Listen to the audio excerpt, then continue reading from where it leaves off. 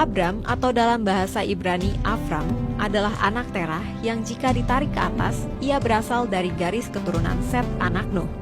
Ia tinggal bersama keluarganya di Ur Kasdim, tetapi kemudian Terah, ayahnya, mengajak seluruh keluarganya pergi ke Kanaan, namun mereka berhenti di Haran karena Terah mati di sana. Kejadian 11. Namun kemudian Abram mendapatkan perintah Tuhan untuk pergi ke suatu negeri yang akan ditunjukkan Tuhan dan berpisah dari Nahor saudaranya. Inilah pertama kali janji Tuhan itu dinyatakan kepada Abram. Berfirmanlah Tuhan kepada Abram, "Pergilah dari negerimu dan dari sanak saudaramu dan dari rumah bapamu ini ke negeri yang akan kutunjukkan kepadamu. Aku akan membuat engkau menjadi bangsa yang besar dan memberkati engkau serta membuat namamu masyhur dan engkau akan menjadi berkat. Aku akan memberkati orang-orang yang memberkati engkau dan mengutuk orang-orang yang mengutuk engkau, dan olehmu semua kaum di muka bumi akan mendapat berkat." Kejadian 12 ayat 1-3. Ketika Abram berusia 99 tahun, Tuhan mengulangi perjanjiannya dan mengubah nama Abram yang artinya adalah Bapa yang mulia menjadi Abraham yang artinya adalah Bapa banyak bangsa. Selain Abraham, istrinya yang bernama Sarai juga diganti nama oleh Tuhan sendiri menjadi Sarah yang berarti putri raja. Saat Tuhan mengganti nama Abraham dan Sarah ini, dituliskan dalam Kejadian 17 ayat 5-8, Tuhan juga memperjelas perjanjiannya dengan Abraham, yaitu yang pertama, melalui Abraham akan lahir sejumlah besar bangsa. Yang kedua, dari keturunannya akan berasal raja-raja. Yang ketiga, Tuhan akan mengadakan perjanjian dengan keturunannya secara turun-temurun menjadi perjanjian kekal. Yang keempat, kepada keturunannya akan diberikan negeri Kanaan untuk menjadi milik mereka selama-lamanya. Semua itu dengan syarat bahwa Abraham dan keturunannya harus memegang perjanjian Tuhan dengan melakukan sunat.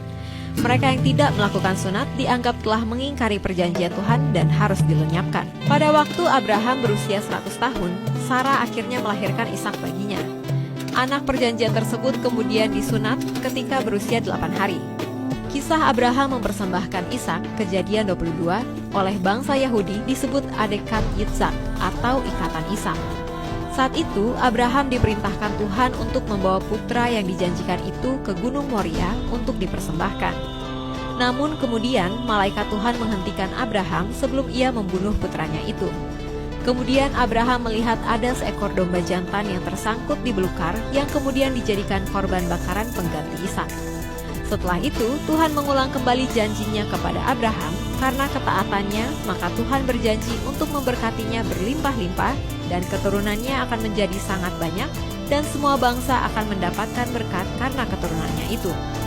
Setelah istrinya, Sarah, mati di usia 127 tahun dan dikuburkan di Gua Makpelah di Hebron, Abraham menikah lagi dengan seorang perempuan bernama Ketura yang darinya ia memiliki 6 anak laki-laki, yaitu Zimran, Yoksan, Medan, Midian, Ishbak, dan Suah.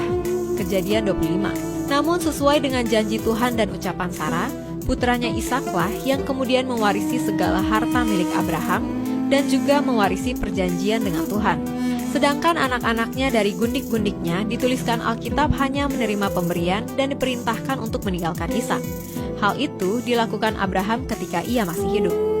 Abraham kemudian mati ketika mencapai usia 175 tahun dan kedua anaknya Ismail dan Ishak yang menguburkannya di Gua Makpelah tempat Sarah dikuburkan. Abraham dihormati oleh 3 agama utama di dunia, yaitu Yahudi, Kristen, dan Islam. Bagi bangsa Israel sendiri, Abraham adalah bapa bagi bangsa itu. Hingga saat ini mereka berkata bahwa bapa kami Abraham atau Avraham Avinu untuk menekankan bahwa mereka secara biologis adalah keturunannya dan juga bapa bagi kepercayaan Yahudi atau sebagai orang Yahudi pertama dan kisahnya selalu dibacakan setiap minggu. Bagi orang Kristen sendiri, kita percaya bahwa dia adalah bapa orang beriman. Melalui ketaatannya kepada Tuhan, Abraham menerima kasih karunia Allah dan oleh imannya itulah diperhitungkan sebagai kebenaran. Selain itu, janji Tuhan bahwa melalui keturunannya semua bangsa diberkati telah digenapi oleh kedatangan Sang Mesias, yaitu Yesus Kristus.